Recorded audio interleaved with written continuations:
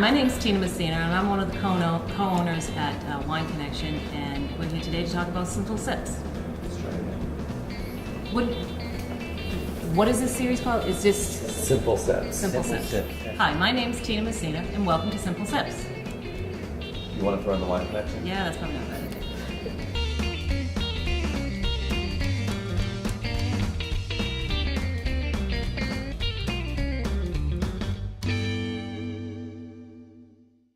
Hi, my name's Tina Messina, and I'm one of the co-owners at Wine Connection, and welcome to Simple Sips. Today we're here to talk about wine tastings, and today I have with me the other co-owner of Wine Connection, Sam Messina, and Richard Offrey from the Passionate Foodie. Richard, why don't you tell the folks out there a little bit about your background and where you came from? Okay, thanks, Tina. About 8 years ago, I started hanging with a new group of guys. Would meet once a week and drink wine. Most of them were beer and soda persons for the time. Mm-hmm. But I would bring different wines, and they really caught on. So everybody started bringing their own wine. And we decided that we would talk about those wines and do a little podcast online, a little blog. So I started a Passionate Foodie, and that's 6 years old today. And now I talk about food, wine, sake, and spirits. When you go into a wine tasting and you have all these wines in front of you, what's the plan? How do you go about tackling this wine tasting? Generally, I'll start with the white wines first. They're going to be the lightest, the more delicate ones.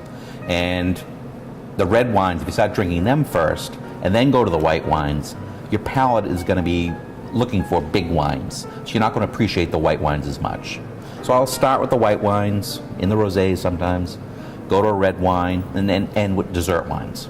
So you recommend that you start out on the lighter style wines, yes, and then you would work your way out through the reds, and then this way here your palate will be able to accustomate itself to getting to the deeper, more bolder wines. Right. And if there's a person pouring there, you can still say, I'd just like to taste the whites first. Okay. And they'll do that for you. I mean, they're very accommodating. They're there to help you. Okay. If you have questions about, styles and stuff, ask them. They're the ones that are there to educate you. Now, one of the things that I see at our wine tastings is that when you go from a red glass wine to a white glass wine, a lot of people like to use water to clean out their glasses. What do you recommend that they actually do? Well, obviously you need to clean out the glass because it's got the red wine in it. You don't want to put the white wine in it. A lot of people you can see going to pour water in their glass. That's not really good. It's going to end up diluting the wine. What you should do is have the pourer pour some of that wine into your glass just so you can rinse it. You'll swirl it around and then pour it out.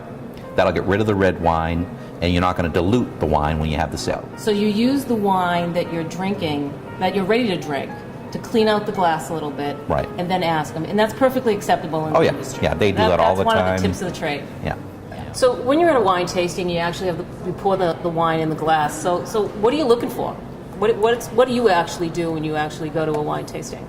I mean, the first step is looking at the wine. I'm going to put this wine that I have up against a white background so I can best see the colors. Looking for how bright the colors are, how dark the colors are, clarity, if it's got sediment in it, if it's cloudy, all the different color ranges that I find in it. You're going to aerate it by swirling around. You want to sniff it. You got to put your nose really into the bowl of the glass to really get that. Really, don't be shy. Really get it in there, and that's the whole point. Most of the real taste that you get from a wine actually comes from the aromas. Wow. So it's very important to smell it. But at the end of the day, you got to taste the wine. Yeah. To determine whether you like it or not. Absolutely. Yeah. So Richard, thank you for joining us today. And if people want to know more about the Passionate Foodie, how do they get in touch with you? Well, thanks, Tina, for having me. To check out my Passionate Foodie blog, you should go to passionatefootie.blogspot.com. And that's our Simple Sips episode for today. If you'd like more information about the Wine Connection, you can visit us on wineconnection.com, and that's connection with an X.